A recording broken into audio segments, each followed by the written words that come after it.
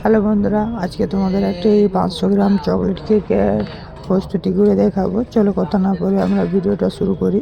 Chocolate cake বানাবো, তো chocolate কেকের জন্য চকলেটের স্পঞ্জটা খাপি বসিয়ে 500 গ্রাম সাইজের কেটে নিলাম। সাইজটাকে কিছু কিছু বাদ দিয়ে ওটাকে ফিনিশিংভাবে কেটে নিচ্ছি। এরপরে উপরের যে শক্ত অংশটা ওটা কেটে বাদ দিয়ে এবার আমরা কেকটাকে দুটো ভাগে ভাগ করে নিলাম। ওরা এবারে সাইডে রেখে আমরা চিনি ক্যারামেলটা তৈরি করলাম। ওর মধ্যে কিছুটা ভ্যানিলা এসেন্স দিয়ে দিলাম ফ্লেভার আসার জন্য। এরপরে আমরা কেকটার উপরে ওই চিনি জলটা দিলাম। ওটা দেওয়ার কারণ ক্রিমটা যাতে উঠে না পড়ে। ক্রিম দেওয়ার পরে চকলেট দিলাম, তার মধ্যে এবার আমরা সাদা চকলেটের গুঁড়ো হালকা হালকা ক্রাশ দিলাম, কারণ কেকটা যখন কাটবে ওর মাঝখানের লেয়ারটা ওই চকলেটটা যখন আসবে খেতে খুব ভালো সুস্বাদু লাগবে।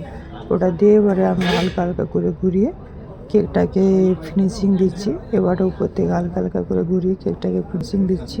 ফিনিশিং দেওয়া হয়ে গেলে এবারে আমার উপর থেকে ওই চকলেট যে মেল্ট করা ছিল ওটাকে দিয়ে দিলাম। সাইডে কিছুটা কালো ব্ল্যাক চকলেটের গুঁড়ো দিয়ে দিলাম। এরপরে ওটা দিয়ে দেওয়ার পর আমরা কেকটাকে সুন্দর করে হালকা হালকা ডিজাইন করে দিচ্ছি। এরপরে আমরা কেক লাগিয়ে খুবই ছোট্ট কেকের উপরে দেখো আমাদের ফাইনালি কেকটা।